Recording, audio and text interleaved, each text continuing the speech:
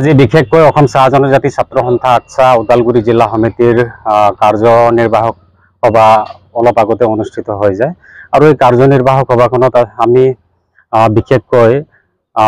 আগন্তুক আমাৰ অসম চাহ জনজাতি ছাত্ৰ সন্থা আটছাৰ ৭ জুনত হ'বলগীয়া যি শ্বহীদ দিৱস কাৰ্যসূচী ইতিমধ্যে আমি সিদ্ধান্ত ললো যে ওদালগুৰি জিলা অন্তৰ্গত আমাৰ হাতীগড় চাহ বাগিচাতে আমি আগন্তুক ৭ জুনৰ কাৰ্যসূচী আমি হাতীগড় চাহ বাগিচাতে আমি অনুষ্ঠিত কৰিম সমূহ মানে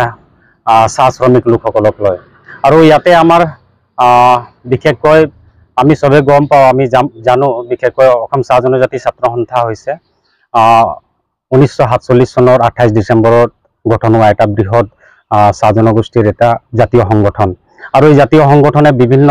সময়ত কাম কৰা সময়তে আমাৰ যিসকল সংগ্ৰামী নেতা যিসকল সংগ্ৰামী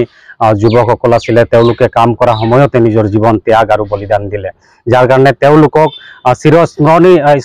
স্মৰণীয়ৰ কাৰণে আমি আটছা হিচাপে প্ৰত্যেক বছৰে অসম চাহ জনজাতি ছাত্ৰ সন্থাই ৭ জুনত শ্বহীদ দিৱস কাৰ্যসূচী অনুষ্ঠিত কৰে আৰু ইতিমধ্যে আমি ওদালগুৰি জিলা সমিতি হিচাপে আগন্তুক ৭ জুনত ৭ তাৰিখত আমি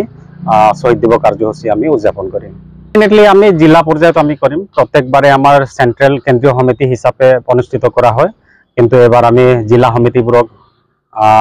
অসমৰ যিমানখিনি জিলাত আমাৰ আটছা আছে অৰ্থাৎ জিলা সমিতি হিচাপে নিৰ্দেশনা জাৰি কৰিছে কেন্দ্ৰীয় সমিতিয়ে যে জিলা সমিতি হিচাপত এইবাৰ অনুষ্ঠিত কৰিব লাগে বুলি আমাৰ অসম চাহ জনজাতি ছাত্ৰ সন্থা কেন্দ্ৰীয় সমিতিৰ আমাৰ উপসভাপতি থাকিব কাৰ্যনিৰ্বাহক সদস্য থাকিব লগতে আমাৰ প্ৰাক্তন যিসকল আমাৰ আটছা আছে তেওঁলোকক আমি মাতি মাজেৰে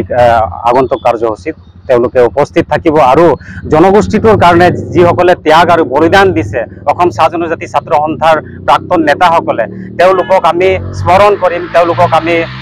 শ্ৰদ্ধা কৰিম গোটেই দিনটোত ডেফিনেটলি যিহেতু মাজুলী চাহ বাগিচাৰ শ্বহীদ ঈশ্বৰ নায়ক দেৱ তেখেতে আটছাৰ লগতে জড়িত আছিলে এজন যুৱক আছিলে তেখেতে আৰু যেতিয়া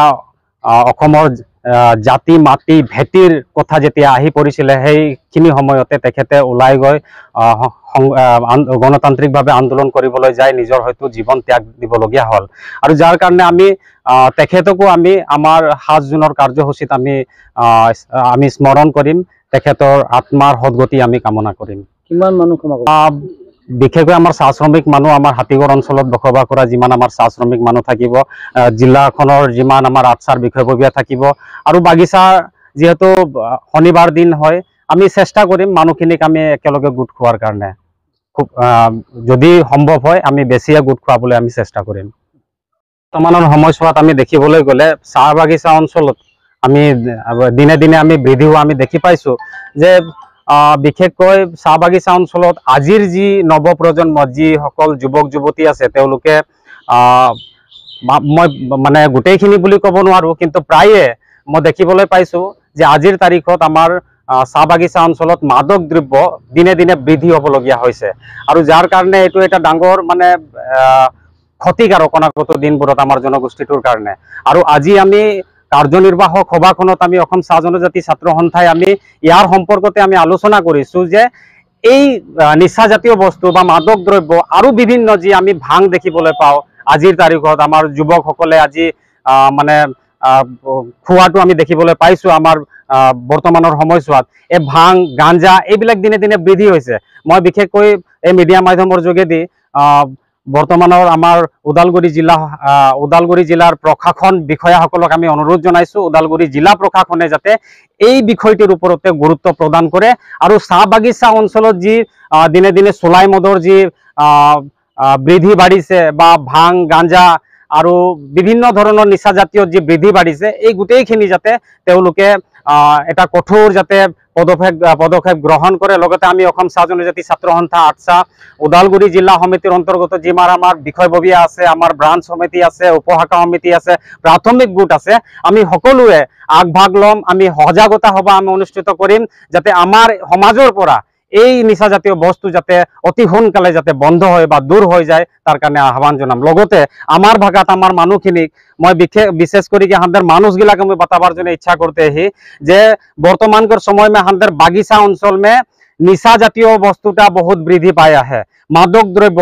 ভাং গাঁজা এইগিলা में হাঁদের উঠি অহা নৱপ্ৰজন্ম গিলা কাহা না কাহা আসক্ত হব লগা হতে আহে, নিজৰ জীবন ক্ষতি হব লগা হতে আহে। মই হাঁদেৰ শ্ৰদ্ধাকেৰ মা বাপ গিলাকে মোৰ ভাই ভনী গিলাকে মই ওদালগুৰি জিলা সমিতি 8 শাখার तरफ से आह्वान জনাতে ही যাতে যেগিলা ব্যক্তি এইগিলা বস্তুকে গ্রহণ করতে আহে যাতে নিজের পরিয়ালে যাতে এই বিষয় में যাতে সজাগ হবে, কারো জনগিলা ভাই বা ভনী এইগিলা বিষয় এইগিলা বস্তু যে গ্রহণ করতে আহেন ওদেরকে যাতে বুঝুয়া হবে আর ওই জায়গা से যাতে হাঁদের মানুষগুলা বাঁচবেন। কারণ বর্তমানকার সময় में একটাই ডাঙর বস্তু মেজর বস্তু বলতে পারি হাঁদের দেখা पाते ही যে 20 বছর से लेके 30-35 বছর के युवक गिला कहाँ ना कहाँ बागीचा अंचल से नाइकिया होते हैं, मरबो लगा होते हैं। कहाँ सुलाई मद खाई के, कहाँ बेसि निशा जातीय बस्तु खाई के और এটা ডাঙর একটা ক্ষতিকারক বস্তু লাগে জনগোষ্ঠীর জন্য আগন্তুক দিন গেলামে। আর এই বস্তুটা হাঁদের অসম সাহ জনজাতি ছাত্র সন্থা 8 হাঁদের উপলব্ধি করতে পারতে হে যে আসবার দিন গিলা এরকম একটা ভয়াবহকের একটা সৃষ্টি হবে। যার জন্য মোর প্যার মোর শ্রদ্ধাকের মা বাপ গিলাকে ভাই ভনী গিলাকে মই অনুরোধ করতে অসম সাহ জনজাতি ছাত্র সন্থা 8 শাখার तरफ से যাতে এইগিলা বস্তুটা অতি শীঘ্রে যাতে হাঁদের সমাজ से যাতে নাইকিয়া হবে, নির্মূল হবে, ইয়ার উপরে যাতে চিন্তা চর্চা করতে লাগে হাঁদের চাহ শ্রমিক মা বাপ গিলা ওর জন্য আহ্বান জনাতে এটা দুখ লগা বিষয় হয়। বিশেষকৈ বর্তমানের সময়ছোৱাত ড্রপ আউট কেস আমি